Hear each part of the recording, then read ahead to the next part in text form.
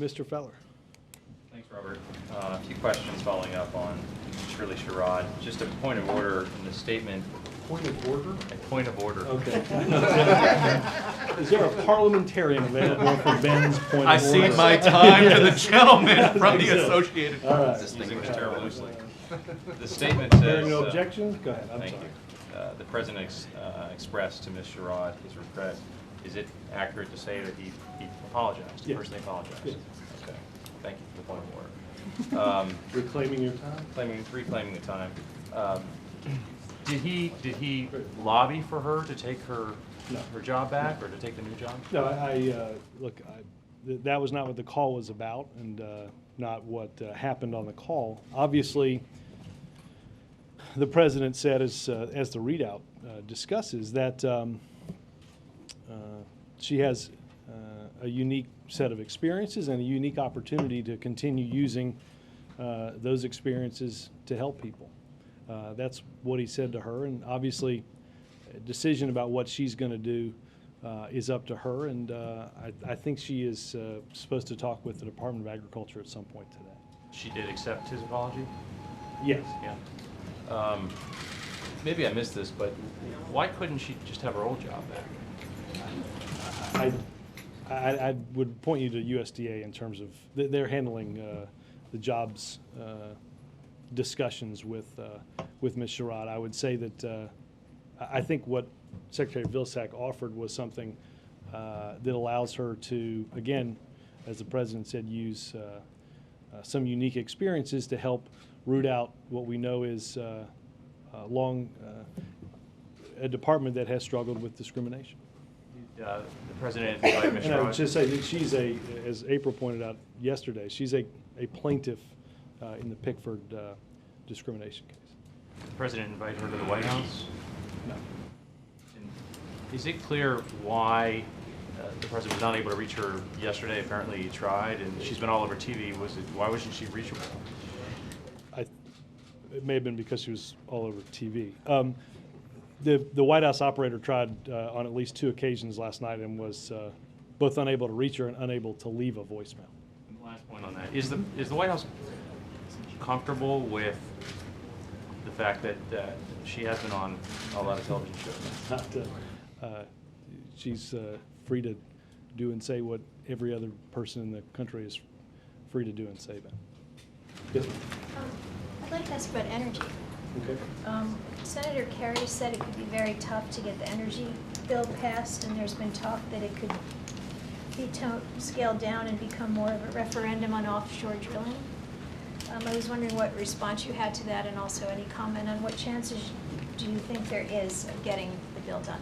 Well, I will say, I think that Senator Reid is, and Carol Brown and other members of the administration are on the Hill now with Democratic senators to discuss how best to move forward on energy legislation. The President is committed to moving comprehensive energy legislation, understanding, though, that in the environment that we live,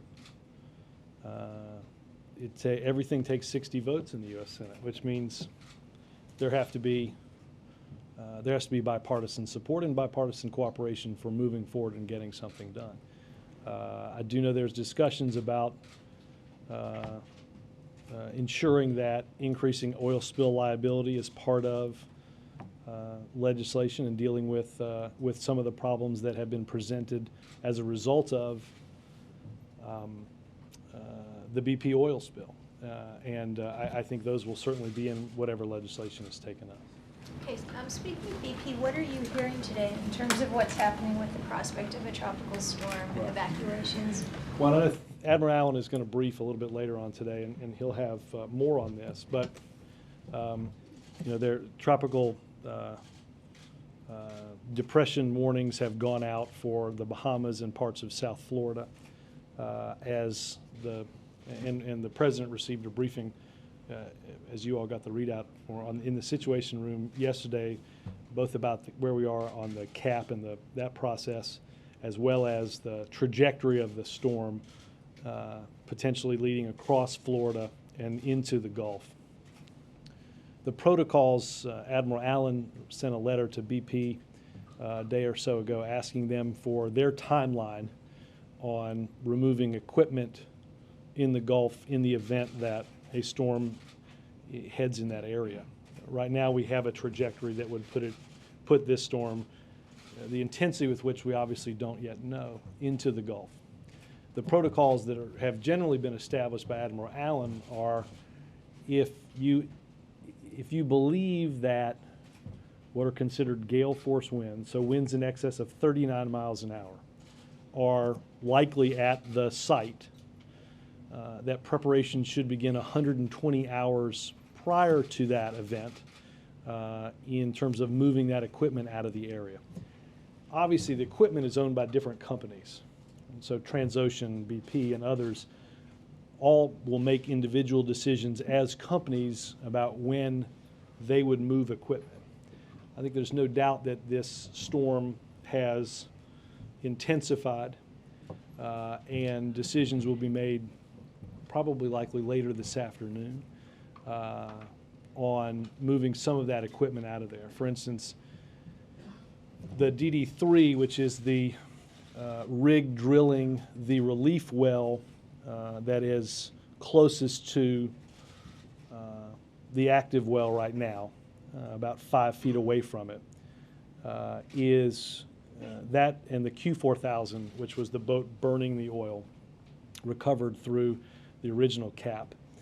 Those decisions, I'm told, will be made about 8 o'clock tonight about whether or not to move those assets. Later this afternoon, I think they will have a decision, and I would tune in to Admiral Allen's briefing for more information on this, about what we do with the ceiling cap during a hurricane. During the briefing yesterday, Secretary Chu and members of the scientific team that have been working on the monitoring, the seismic, reading the seismic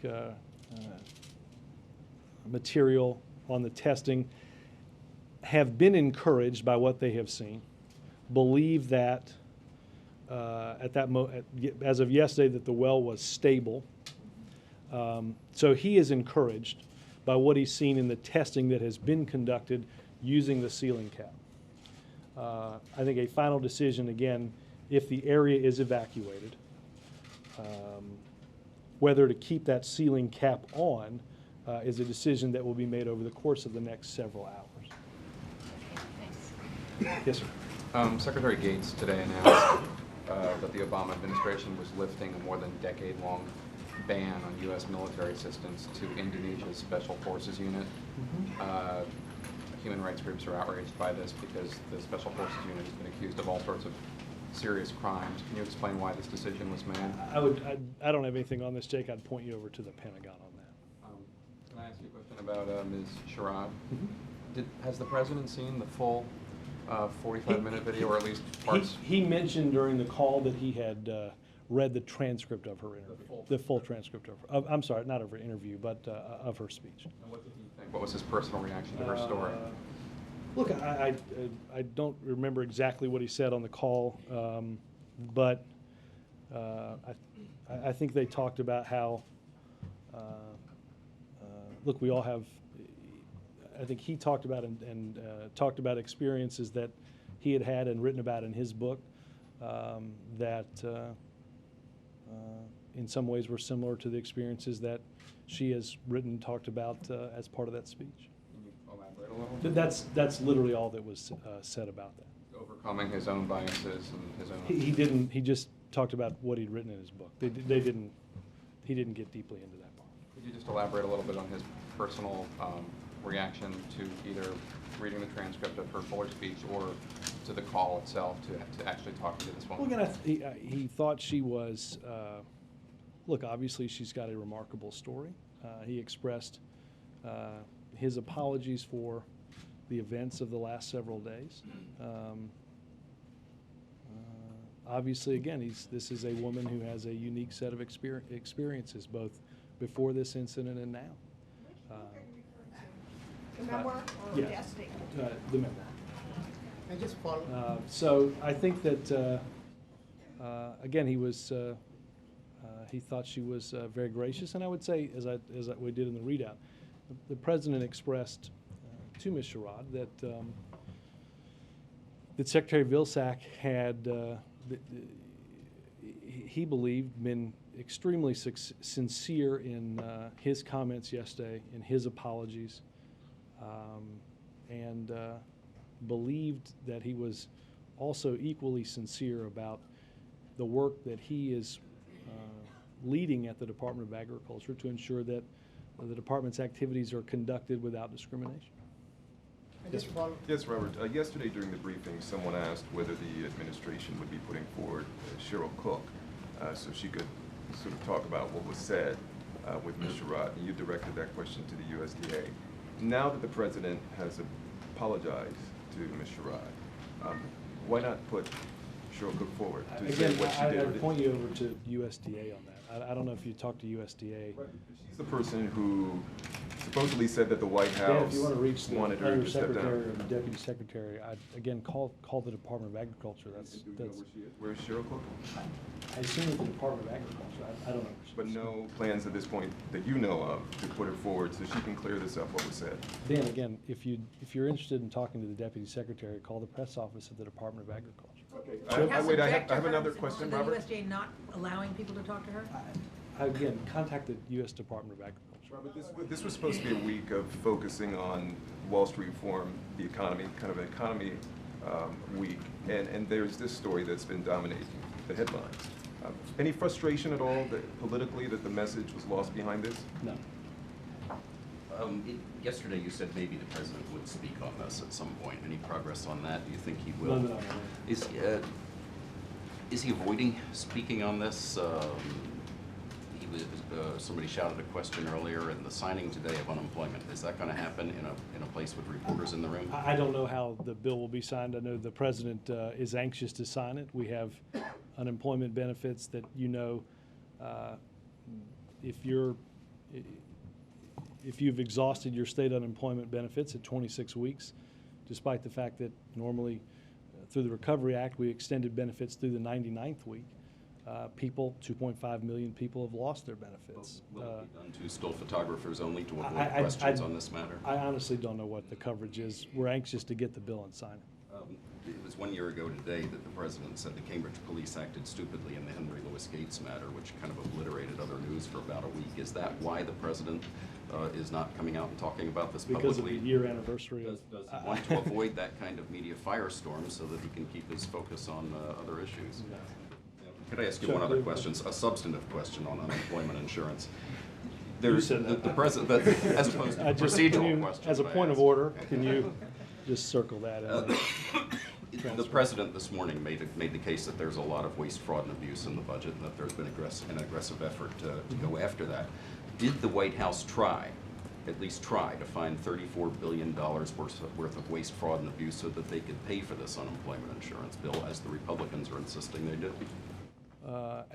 No, this was, Chip, I don't know if you were here last week when we, discussed this twice. Unemployment benefits and extending unemployment insurance has, and I believe rightfully should, be considered emergency spending. We're in the midst of an economic downturn unlike anything we've seen since, as I've said in here 1,000 times, anything since the late 1920s.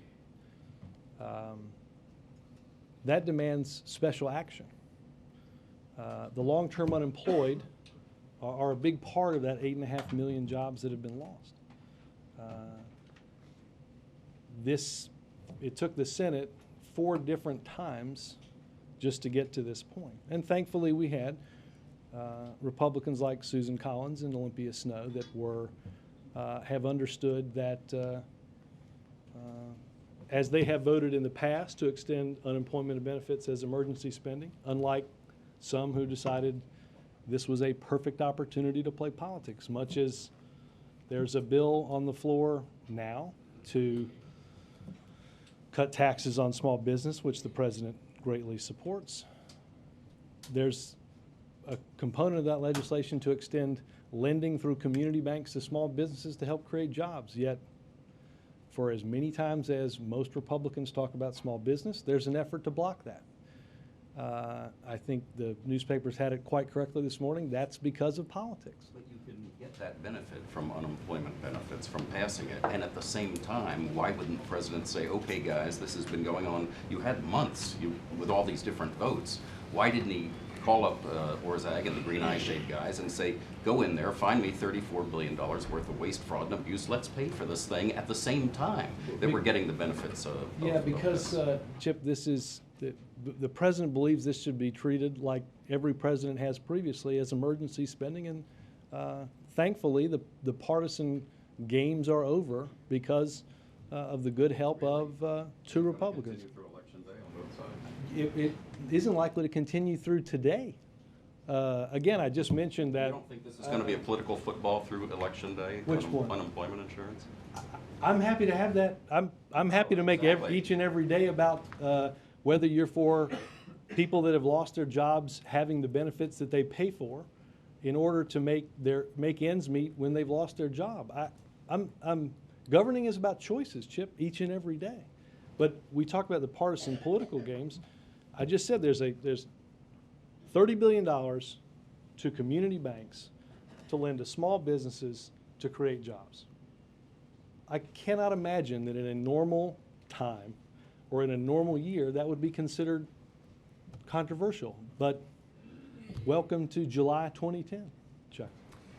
Can you, you've now spent a couple of instances with the president talking about this issue with Mr. Rogers. Can you share with us more of his sort of impressions of this week, of what sort of the Chuck, firestorm, the Chuck, circus? we have the circus.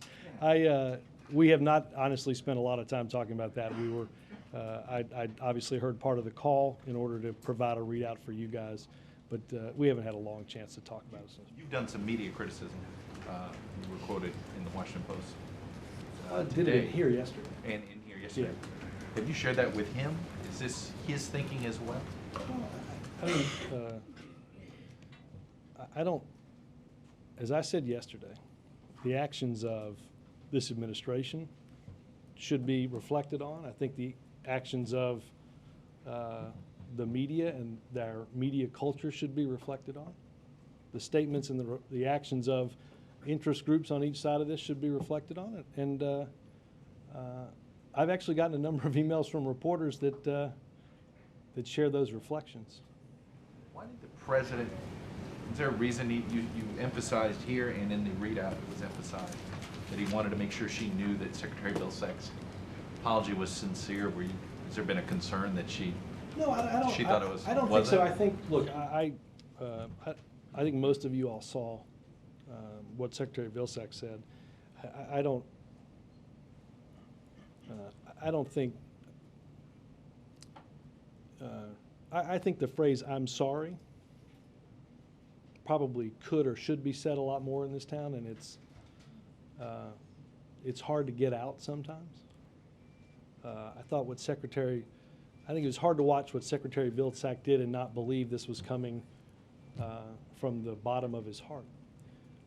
And I think the president simply wanted to convey that if there was any doubt in anybody's mind, and if there was any doubt in her mind of the sincerity of and the work that Secretary Vilsack has both undertaken and pledged to do, that both of those were from the bottom of his heart, and that were genuinely sincere.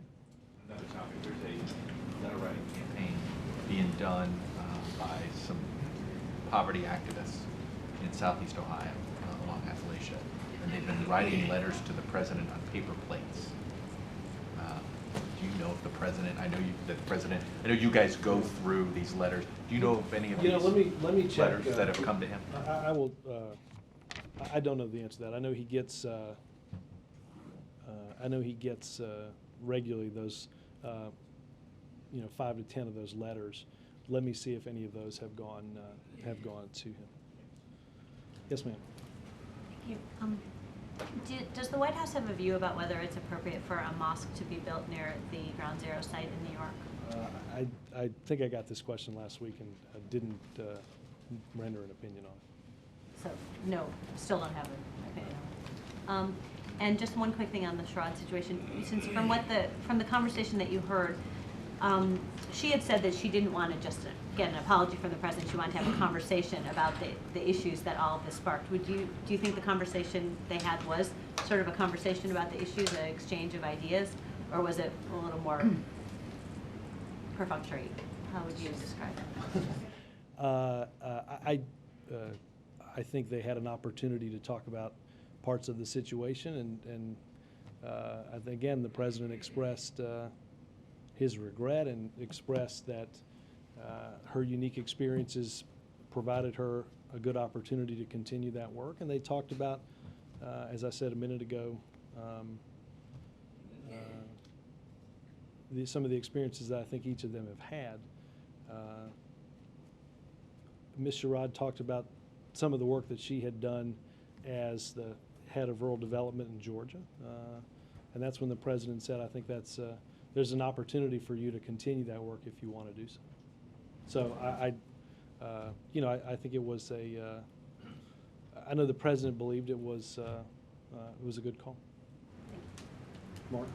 Robert, in November of last year, President Obama signed an extension of unemployment benefits, and in his statement, he made a point of saying that they were fully paid for and an example of fiscal responsibility. When did he change his mind about unemployment and benefits I'd have to, let me look at the thing. Can I give you the text of what he said? Why don't you give it to Bill, and I'll be happy to take a look at it. Good. Is the pressure to nominate Elizabeth Warren to head the consumer agency, pressure you guys are getting from congressional Democrats and consumer groups, how is that helping or hurting the process? And do you have any timeline for when you're... Well, as I said yesterday, I don't expect an imminent announcement. Obviously, there are several positions that this legislation created. Obviously, one of those important jobs are the Consumer Bureau. I think, as I said yesterday, that she is somebody who's, look, in many ways this Bureau was born out of a policy idea that she had. I think she would be somebody who would be obviously terrific at that job, well qualified. I think we've talked about several candidates, people like Michael Barr, who has done terrific work over the Treasury now. Do you want to get this through before the August recess? I do not think there's a scenario in which the Senate will act on this before the August recess. And the House just passed the unemployment benefits bill. Will the president sign it? As soon as we get it, the president will sign that legislation. Likely today. Yes, I assume so. I don't. Yeah. And I had a question about Ken Feinberg. Since he doesn't have the power to recover the money from companies that he says... You're talking about, this is as not a BP, but you're talking about now as the... Yeah. Feinberg job. Right. Yeah. So since he doesn't have the power to recover that money, will the White House exert pressure for these executives to give the money back? I think I'd wait. I'll be happy to look at that question tomorrow when we have I think the report he releases comes out tomorrow. Major? You may have addressed this a bit with Laura, but this morning Shirley Sherrod said she wanted to talk to the president about her experiences growing up in the South, rural parts of America, communicate to him things that she was under the impression he may not have had a sufficient either awareness of or personal experience with. Did that go on with the conversation? Well, Major, I think each and every person brings unique and special experiences from their life. I think we learn most probably from experience, but again, I think we provided a fair readout of what happened in the call. There was not a long conversation about her life in the South. There was a protest yesterday about the deepwater drilling moratorium. There are some reports that international drilling companies need to move some equipment out, taking advantage of this moratorium. Who said taking advantage of the moratorium? Well, in that, because it can't be done here, moving equipment elsewhere to where it can be done. Okay, maybe I just didn't understand the words taking advantage of. Perhaps I could have phrased it differently. Is that the concerns expressed by those in the Gulf continue to mount? They're not abating. There is some indication that drilling platforms that were there may be moved out, and there could be a continued loss of jobs. I know that you've weighed this carefully, but does this persistent concern economically there raise any additional reasons to reevaluate the moratorium? Well, I think the president believes and the administration believe that the moratorium we have in place is there for a very important reason. And that is to ensure that we have a better sense of what is happening and what happened, and to create a regulatory framework that addresses the fact that drilling is happening in places that we don't have as much experience. We don't have as much experience at 5,000. I mean, the unique challenges that this accident, the unique challenges that we've run into are because you can't walk up to a blowout preventer and fix it. You can in shallow water drilling because, in many ways, that's those are blowout preventers that are on top of the surface. The president believes that it is important to understand what happened before we start doing this again. He understands the concerns expressed economically. At the same time, those same people express the concerns of what is happening now. And as I've said here before, there are, you hear from, say, the governor of Louisiana discuss the deep water drilling moratorium right after he talks about how hard it is to work with BP. And then you have to understand that 4 of those permits are had by BP. And I think it sometimes gets hard to match up how exactly you can have both of those emotions going at one time. The president understands that, but at the same time, his job is to ensure that we're doing all that we can safely, that we have, and you saw plans yesterday by oil companies on how to respond, which I think were clearly lacking before those were released. Speaking of BP, are you aware of this burgeoning controversy about the photoshopping of About the BP? Photoshopping. Yeah. Oh, yeah. Do you have a comment on that? Has the administration expressed any concern directly through Admiral Allen or anyone else about I don't know where that does this fall on the transparency scale as far as you're concerned? I think it's genuinely on the stupidity part of the transparency scale. I mean, if you want to show a picture of what the room looks like, just take a picture. I mean, I don't, I think you could probably write an entire encyclopedia on some of the mistakes that have been made by the company in trying to do certain things and trying to complicate the simple. We asked for several days for cameras to be put on at the site to make that available, make that footage available. Again, I think the resistance on that, photoshopping people and screens into photographs is stupidly complicating the simple. Yes, ma'am. Question quickly on the supplemental, which has to be done by next week before the House is scheduled to go. Right. Go. It's, as I understand it, the White House's preference and communicated preference that be a clean supplemental. The House is still somewhat attached to the spending it had previously put on the supplemental. What is the status of that? What is Let me check with legislative affairs. I think the Senate, am I understanding the White House position on that correctly? Let me get because it moves around a bit with the Senate and the House. Let me see if there's an update on that. I know there was I heard some discussion today that the supplemental might be taken up as, depending on when small business was acted on, could come late today or tomorrow. Yeah. Okay. Robert, when the president gave his speech on race during the campaign, he lamented a tendency in our society to tackle race only as spectacle. The events of this week would suggest that we haven't exactly moved beyond that. Does the president believe? Is this my question to you or your question to me? But does the president, and in that speech, had vowed to take a leadership role in moving society beyond that. Does he believe that any progress has been made on his watch, and has he done any reconsideration of what his own role might be, what he should be doing to further that along? Well, look, I think I think we have tried to and make progress on issues that that are. Look, I think look at an issue like education. We have tried. I think you would hear many civil rights leaders talk about education as a civil rights issue.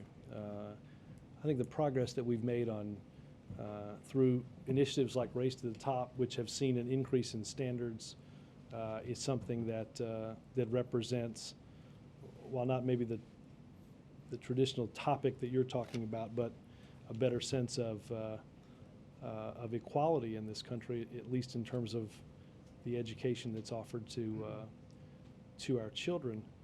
Look, I don't think the president was under any illusion that, and I think has said as such, that that his election alone would change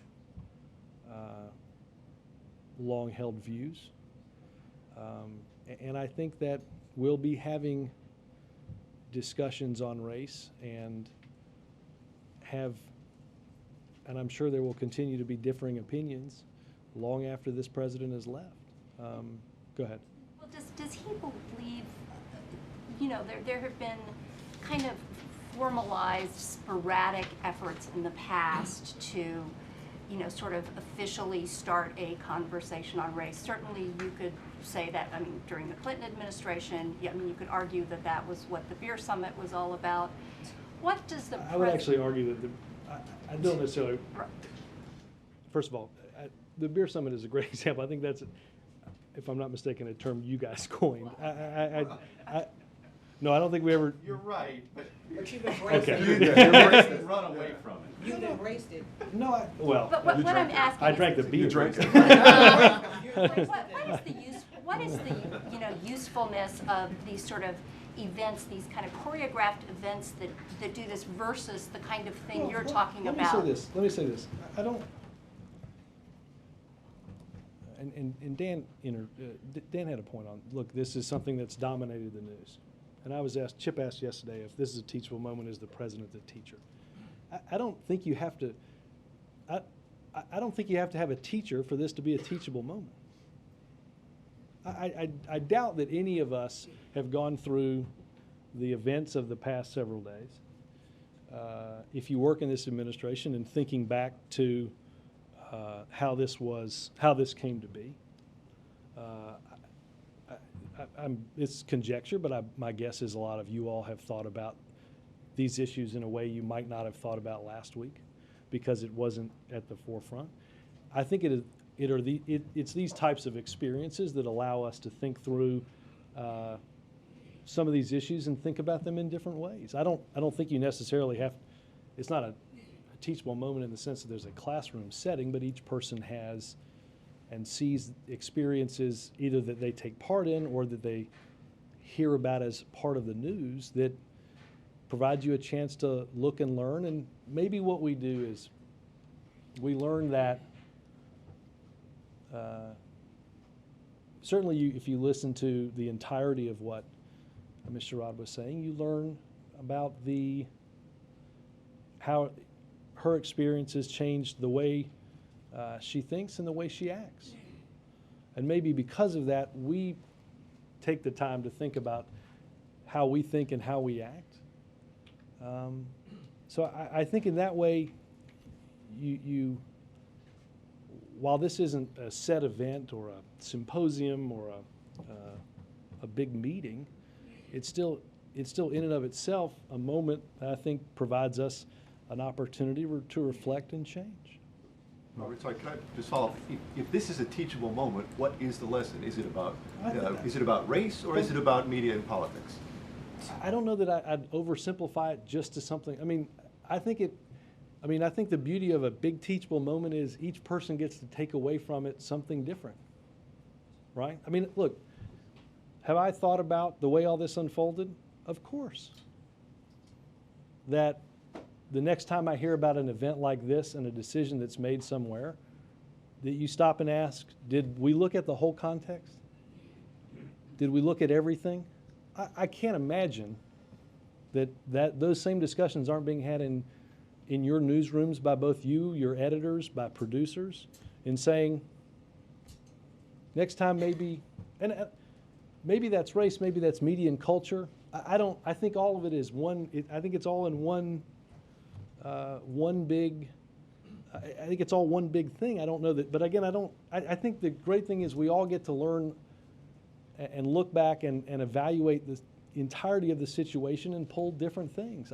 I think you can probably pull both, right? I think you can probably pull the lesson that I don't think anybody would doubt, and this, it's not I'm not up here to lecture or scold because nobody that has been involved in this situation from the administration's perspective is, as I said, isn't thinking about what has happened. But,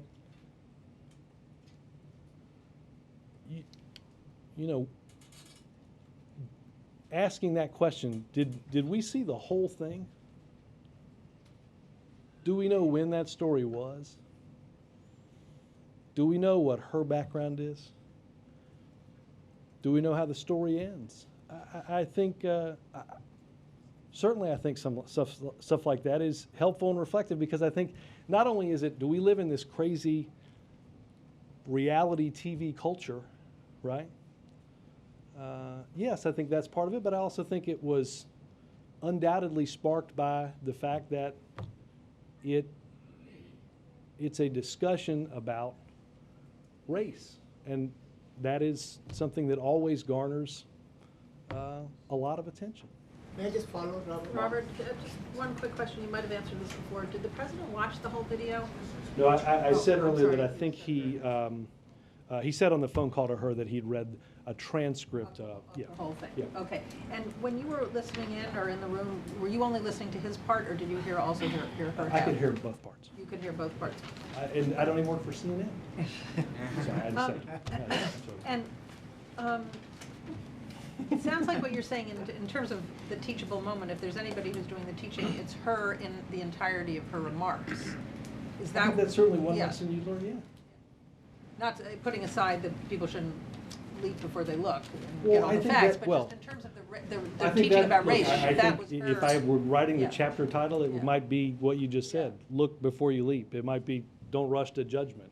Because it was that's her, all yeah. about the fact that conclusions were drawn by all involved based on what we thought was the entirety of, and what we now know is a very small part of. But when he read the whole transcript, I'm wondering if he felt it was, I mean, it really was almost like a sermon. It was almost Obama-esque. I mean, she had a parable. She talked about, you know, how she was tempted to do one thing and learn Right. to do another. I mean, what was his reaction to that? He did not provide me that reaction, but again, I'm not doing this in his voice, but I think very much, I would not disagree with the fact that, which I think is what makes the story so ultimately such a powerful one, is that, and why, quite frankly, you could understand that if you just read part of it or just see part of it, you'd come to a different, albeit completely wrong conclusion. Yes, ma'am. Robert, the Justice Department's lawsuit against Arizona is getting underway in court today. Yes. Obviously, the federal argument is based on preemption, but civil rights groups who are suing say the law will lead to racial discrimination. Does the president still agree with that? Does he still think the law will lead Well, to... again, I'd point you to the Department of Justice that can provide you more on the case that it will argue today. We cannot, despite the frustration of folks in Arizona, which is real and which is understandable, you can't have 50 states creating the potential to create 50 different immigration laws. And that's the case that the government will argue in court today. Peter? Robert, thank you. Is the matter closed as far as Secretary Vilsack is concerned, or is anyone from the White House likely to speak to him about judgments judgments that he's making in firing a person based on reading a 2.5-minute video. Look, I would point you to what he said yesterday. I think he was pretty clear on how this would change the way he would do things in the future. I thought he was, I thought that was heartfelt and gracious. I think, I think his words largely speak for themselves on that. Yes. Just to follow up, I mean, you said earlier the president told Shirley Fraud that Secretary Vilsack was extremely sincere. Did the president talk to Tom Vilsack? The president had spoken with Secretary Vilsack last night. Was the discussion, did they talk at all about Vilsack's tenure? Did he know offer they to spoke. resign? I don't know, sorry? I don't know what they Resign? talked about. Not that I'm, no, not that I've been told, no. On a completely different subject, Senators Nelson. I would say this, I don't think there's any cause for him to do so. I think that Secretary Vilsack is in charge of a department with a history of discrimination. That's why there was a settlement months ago in a long-standing case on discrimination against black farmers. There have been discrimination against female farmers, Native American farmers. This is a department that has struggled with many of the demons that have been struggled with in other parts of our society. And the Secretary believes and has stated that there is and there should be a zero tolerance policy for discrimination. I think the President thinks he's doing good work. But for the sake of argument, the Secretary engaged in discrimination this week when he fired this woman. And again, as I said earlier, uttered words not often heard inside the glorious District of Columbia, and that is, I'm sorry, I made a mistake. I acted before I had the full benefit of what had happened. I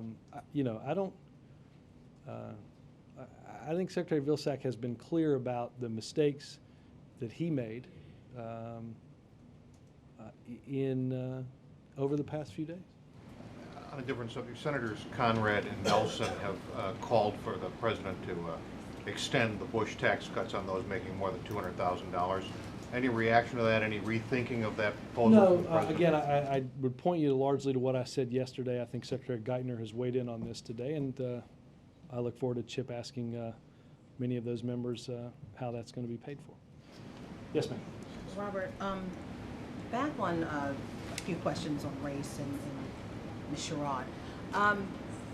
Do you think that this whole situation, bringing out everything, the discrimination that's happened in the Department of Agriculture and what's happening with Ms. Sherrod, do you think that that would push forward the issues of Cobell and Pigford for there to be funding in Congress to happen soon? Well, look, I can't divine what happens in the House and the Senate. I will say this, I think one of the reasons I just gave Steve the answer I did is I don't think you need this event to tell you that what happened at the department was wrong. The Secretary didn't settle this case as a result of what had happened here, but as a result of what had happened, he made those decisions long ago. 15 years ago, Pigford was awarded. It's taken 15 years, and now 4 deadlines for Congress, this Congress. My guess is a lot more than 4 deadlines have been missed over the course of 15 years, April. And I dare say that discrimination goes back a lot farther than that period of time. Obviously, the House and the Senate are working through a number of issues on this, and the President remains committed to ensuring that settlement is done. You say a teachable moment. This is a teachable moment. You don't necessarily need a teacher, but it's a heart issue. President Clinton, when he had the conversation on race, talked about the fact that it was a heart issue. And sometimes trying to navigate through heart issues, you may need someone. I mean, it's taken all this time, and we're still at a point where we're still dealing with racism and discrimination. We're going to be dealing,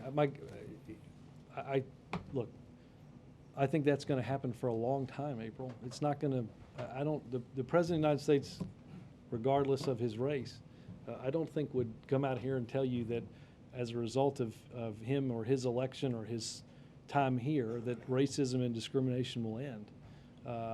While I can't imagine anybody would want to see it continue, this is something that this country has struggled with for a very, very long time, and will continue to do so. But I will say this, I don't think that anybody can doubt, April, that each day, and maybe as a result of this, we make a little progress. And I think that in and of itself is probably the most important thing. One last question. In this town, many people have said it is hard to turn down a president when he asks you to take a position. Now, would this White House... Well, let me just be clear. I think I was asked this earlier. This was, that was not the point of this call, and the president wasn't lobbying her to take a position. That's a conversation that I was asked yesterday, well, why is this happening with the Secretary of Agriculture? Well, she works for the Secretary of Agriculture. That's her most... The president extended that job offer to her as well, and again... No, let's be clear. The president, I hate to be nitpicky, but well, it's in the readout. The readout says that, I don't have it in front of me, but that based on the experiences that you have, and that this is an opportunity to continue to, if you want to continue to work for progress on the issues that you know that are important to you. That's her decision. That's something that she will discuss again with the department, and will discuss, I assume if need be, with Secretary Vilsack. But the hope is for her to take that job. Don't describe that as Pardon? lobbying. Yeah. No, I don't. This was not a, hey, Shirley, take this job. This is, again, that's not the role that the call was designed for, or that the... But yeah, it's the hope for her to take that job. I mean, Bill Sack's office did her specific job offer this morning, and not heard back yet. President Obama's talking about her continuing her good work. This is a decision that Shirley should make, and that Shirley is most comfortable with. I think that's for her to take the job. I think I just answered. Robert, Andrew Breitbart has been pretty unrepentant in this instance. Today he spoke with CBS, and he said the administration threw her under the bus. Last night on CNN, Mrs. Sherrod suggested that she might consider a libel suit. Do you think there ought to be consequences to Andrew Breitbart for what he did in this? But there, in both in this town and in many towns across the country, there are very good lawyers. Yes. Is that sort of an endorsement of her? No. I just look. I said earlier that something that is not uttered in this town, and probably not uttered enough, is I'm sorry and I made a mistake. Now, everybody has to look in the mirror and live with their own conscience about what was done and what they've done to rectify that. Now, this is an individual who has, I think, on several different occasions come up with different ideas about what the video was or wasn't supposed to be. And I'll let news organizations discuss their airing of it and the way they reacted to it. I'm not going to speak for him or for them. But I think the administration has taken responsibility for its actions, and do I think this episode would be a more teachable moment if he apologized to her? Absolutely. Sam, or do you have one more? Yeah, one more follow-up. You mentioned before that the president talked about his book with Mrs. Sherrod. Which part? No, I don't. Glenda didn't get that detailed. He simply said that I think they both had she had talked about and he had written about experiences that in some ways were similar. Sam? Earlier this month, the President and Senate Democrats agreed to pursue three pieces of legislation on the economy. It looks like two are going to be in the books. The third one is the small business tax cuts. You've mentioned it a couple times, but it's largely flown below the radar. Should we expect the President to be more visible, more active in... Yes. Well, I mean, look, I will say that the President's done a number of events on small business. They've done a number of events on the increase in credit. We discussed yesterday the comments that the Fed chairman had made, and one of the Fed chairman's comments from last week was that we need to get more credit to small business.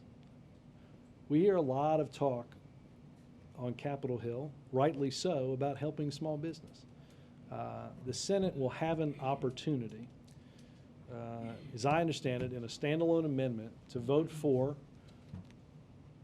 providing necessary and needed capital to community banks to lend to small businesses in communities all over this country to create jobs. And I said to Chip earlier that governing is about making choices.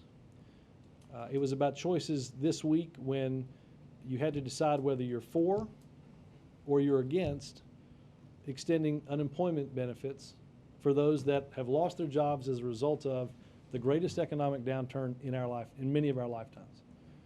People had to make a choice about whether they were for the rules that governed Wall Street in September of 2008 or whether we think there ought to be a new set of rules going forward. And it is likely either later this week or next week, people are going to get to decide whether we should give more capital to small businesses to lend, or to banks to lend to small businesses to create jobs, or not. They're very simple choices. They will illuminate many of the choices I think that voters will get an opportunity to make in November. Should we expect to see, I mean, the same kind of visibility and aggressiveness we've seen on, probably not on financial reform, but at least on the unemployment? Well, I think the president was pretty aggressive on financial reform. I think the president laid out clearly what was at stake in unemployment benefits, and I expect that he'll do so as we get closer to the vote on small business. Thanks, guys.